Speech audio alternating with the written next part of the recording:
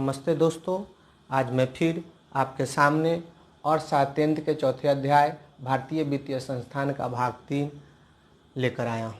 ये इस वीडियो का इस चैप्टर का अंतिम भाग है।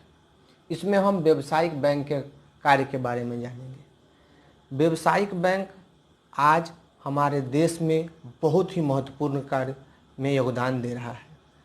इसका अनुमान हम इस बात से लगा सकते हैं कि अगर विशेष रूप से किसी बैंक के विशेषण के बारे में नहीं बताया जाए और सीधे बोला जाए बैंक, तो हमारा कहने का अर्थ व्यावसायिक बैंक ही होता है।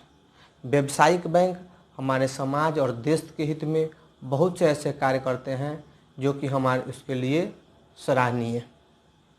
इनके प्रमुख कार्यों में से पहला कार्य जमा राशि का स्वीकार करना है। बैंक का सबसे महत्वपूर्ण कार्य है जमा राशि को स्वीकार करना, कि हर आदमी अपने व्यवसाय या कार्य करने में करके जो उपभोग कर लेता है, उसके अलावा उसके पास जो पैसे बच जाते हैं, जो बचत हो जाता है, वो अपने पास नहीं रखना चाहता है। इसका कारण ये होता है कि या तो किसी बेकार वस्तुओं में खर्च कर देता है, या वो किसी भी तरह से उसके घर में अनौपचारिक कार्यों में खर्च हो जाता है, या चोरी हो सकता है। इसके कारण लोग अपना पैसा बैंक में जमा कर देते हैं। और बैंक में जमा करने से क्या होता है कि बैंक को भी इससे फ़ायदा होता है कि वो किसी को उस जमा पैसे से ऋण दे सकते हैं। जमा 4 प्रकार से होते हैं। पहला अस्थाई जमा, जिसे फिक्स डिपॉजिट कहते हैं। अस्थाई जमा में क्या होता है कि जो ग्राहक होते हैं उनको 1 वर्ष या उससे अधिक समय के लिए कुछ पैसे जमा अस्थायी रूप से जमा कर दिए जाते हैं, जिससे वो सामान्यतः नहीं निकाल सकते हैं, और जिस पर बैंक बहुत ही उत्तम और आकर्षक ब्याज भी प्रदान करता है। दूसरा होता है चालू जमा, जिसे करेंट डिपॉजिट कहते हैं। ये बड़े बड़े व्यवसायी या बड़ा बड़ा संगठन इसे करता है कि इसमें कोई पाबंदी नहीं होता है कि आप कितना पैसा निकालिए या कितना पैसा जमा कीजिए, इसकी कोई पाबंदी नहीं होती है। तीसरा होता है संचय जमा, जिसे सेविंग डिपॉजिट कहते हैं। सेविंग डिपॉजिट कहने का क्या अर्थ है कि सामान्य लोगों को इसी तरह का खाता खोल दिया जाता है, सेविंग डिपॉजिट वाला। इसमें जमा करने का कोई निश्चित नहीं है कि आप जितना चाहे जमा कर सकते हैं, लेकिन निकालने की निश्चितता होती है कि एक दिन में एक फिक्स अमाउंट ही आप निकाल सकते हैं। हाँ, इसमें एक चेक जारी कर दिया जाता है जिससे कि आप कुछ पैसे ज़्यादा निकाल सकते हैं। आवर्ती जमा, जिसको रिकरिंग डिपॉजिट कहते हैं, इसमें बैंक अपने ग्राहकों से प्रति महीने एक निश्चित राशि एक निश्चित समय के लिए, जैसे 60 महीने या 72 महीने के लिए जमा करवाता है, और उससे एक निश्चित राशि पहले ही से बता दिया जाता है कि आप इतने पैसा जमा करेंगे तो आपको इतना पैसा दिया जाएगा, तो एक निश्चित राशि प्रदान भी करता है। दूसरा बैंक का सबसे महत्वपूर्ण कार्य है ऋण प्रदान करना। ऋण प्रदान करने का अर्थ क्या है कि बैंक जितना पैसा जमा ले लेता है, तो वो पैसा जमा करके कुछ अपने जो उसके पास जो निकासी कोष रहता है या उसके पास जमा कोष जो रहता है उसमें वो रख लेता है, और निश्चित पैसे उसमें जमा करके और कुछ पैसे क्या करता है अपने ग्राहकों को उधार दे देता है। तो उसमें वो कितने तरह से उधार देता है? 5 तरह से।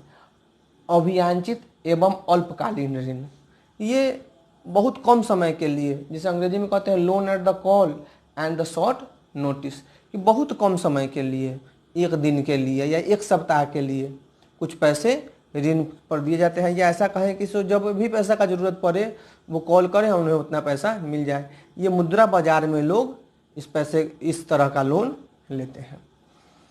नगद साख, जिसे कैश क्रेडिट कहते हैं।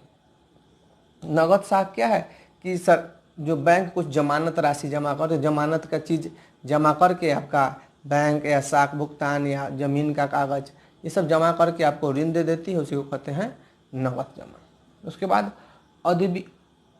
अधिविष्कर्षण, जिसको कि ओवरड्राफ्टिंग कहते हैं। ओवरड्राफ्टिंग क्या होता है कि ओवरड्राफ्टिंग में जितना आपके पास बैंक अकाउंट में पैसा जमा है उससे अधिक बैंक आपको खर्चा करने की सुविधा देती है।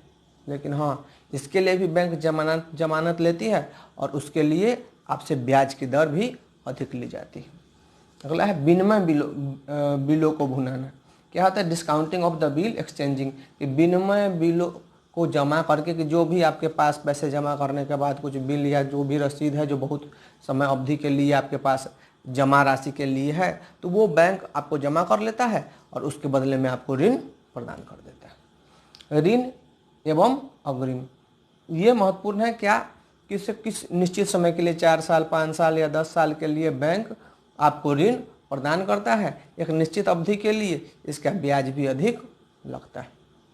बैंक का अगला कार्य है समान उपयोगिता संबंधी कार्य। समान उपयोगिता संबंधी कार्य में क्या करता है बैंक कि यात्री चेक एवं साख प्रमाण पत्र जारी करता है। इससे क्या होता है कि यात्री चेक करने का मतलब कि आप कहीं यात्रा करने के लिए जा रहे हैं तो आपको एक प्रमाण पत्र या चेक दे दिया जाता है, या साख पत्र दे दिया। क्या अगर आप विदेश भी जाते हैं तो आप उधार उस साख पत्र पर आपको सामान खरीद सकते हैं। ये बैंक सुविधा देती है। फिर लॉकर की सुविधा भी देती है बैंक कि आपके पास कोई महत्वपूर्ण चीज़ है, बहुमूल्य चीज़ है, आपके आवश्यक कागज हैं जो आप घर में उसे रखते हैं तो सेफ्टी महसूस नहीं होता है, तो आप बैंक के लॉकर में उसे जमा कर सकते हैं और 1 साल में बैंक उससे बहुत कम पैसे आपसे लेता है और आपको लॉकर की सुविधा उपलब्ध कराता है। एटीएम एवं क्रेडिट कार्ड की सुविधा कि हर बैंक जो व्यावसायिक बैंक है वो क्या करता है कि अपने जितने भी ग्राहक हैं उन्हें 24 घंटा 7 दिन और 24 घंटा क्या करता है कि उन्हें पैसे निकालने की सुविधा देता है, जिससे कि एटीएम से पैसे निकाल सकते हैं। और क्रेडिट कार्ड भी सुविधा देता है कि एक निश्चित राशि से आप अपने कार्ड के अनुसार खरीदारी कर सकते हैं। आगे है व्यावसायिक सूचनाएं एवं आंकड़े एकत्रित करना कि बैंक में जब हम अपना पैसा जमा करते हैं तो बैंक हमारी आर्थिक स्थिति के बारे में जानते रहता है, तो उस आर्थिक स्थिति के अनुसार वो हमें कुछ सूचना देता है, कुछ व्यापारिक अनुभव बताता है कि आप ये कार्य या ये सुविधा आपके लिए उपलब्ध है, आप ये कार्य कर सकते हैं। तो ये बैंक के तीसरा कार्य था। चौथा है कि एजेंसी संबंधी कार्य करना।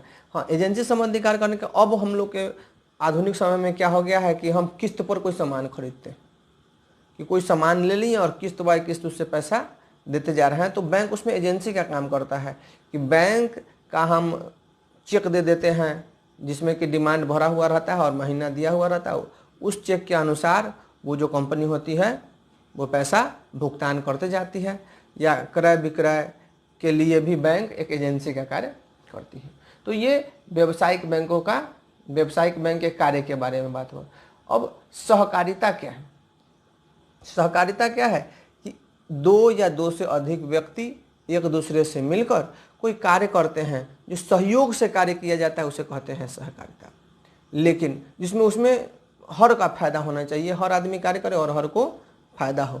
लेकिन अर्थशास्त्र में इसे एक बहुत ज़्यादा अधिक इसे विस्तृत करके सोचा गया है कि सहकारिता आर्थिक रूप से जुड़े हुए 2 या 2 से अधिक व्यक्तियों का समूह, जिससे कि वो आर्थिक कार्य करते हुए उन्हें आर्थिक लाभ भी प्राप्त हो, इसी को सहकारिता कहते हैं। हमारे देश में सहकारिता का विकास 1904 ईस्वी में हुआ था, जिस समय कि सहकारिता समिति विधेयक लागू किया गया था, जो कि 10 या 10 से अधिक लोग गांव या शहर में समूह बनाकर अपना कार्य व्यापार शुरू कर सकते थे या ऋण प्राप्त कर सकते थे। धीरे धीरे इसमें अलग अलग समय पर धीरे धीरे विकास भी हुआ, लेकिन 1929 के मंदी के समय यह पूरी तरह से ठप पड़ गया। लेकिन जब हमारे देश का रिजर्व बैंक की स्थापना 1935 में हुई तो एक विशेष एक विभाग बनाया गया कृषि विकास के लिए, जो कि देश के लोगों को सहकारिता के रूप में सहायता करती थी। राज्य के विकास की भूमिका की बात करें तो हम अपने राज्य की बात करें, बिहार राज्य। तो बिहार राज्य में झारखंड को जाने के बाद हमारे पास सिर्फ कृषि की सुविधा उपलब्ध है, जिसमें कि छोटे छोटे किसान या सीमांत किसान कार्य करते हैं, जिनको सहकारिता का कार्य देकर वो अपनी बचत को थोड़ा थोड़ा जमा कर करके वो अपना विकास कर सकते हैं और आर्थिक लाभ प्राप्त कर सकते हैं। इसके लिए स्वयं सहायता समूह भी बनाए गए कि जब वो बैंक से ऋण लेते हैं तो एक गरीब आदमी को अगर ऋण लेना हो तो उसके लिए बहुत कठिन कार्य, और सामान्यतः लोग क्या करते हैं, गांव के महाजन से या साहूकार से ऋण ले लेते हैं और उसका ब्याज का दर बहुत अधिक होता है और उनका शोषण भी किया जाता है।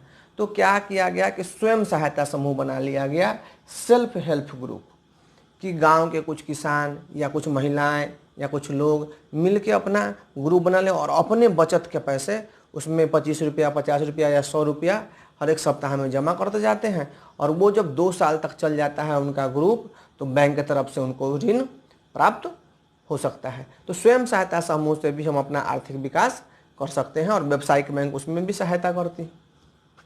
तो ये हमारे वित्तीय संस्थान का कुल ये 3 वीडियो में हमने सारा चीज़ पढ़ा। अब हम इसके आधार पर कुछ आसान से सवालों का जवाब दे सकते हैं आसानी से। जैसे कि कोई पूछ सकता है कि सहकारिता क्या है, सहकारिता कितने तरह की होती है। तो हम जानते हैं कि प्राथमिक सहकारिता, राज्य सहकारिता समिति और केंद्र सहकारिता समिति होती है।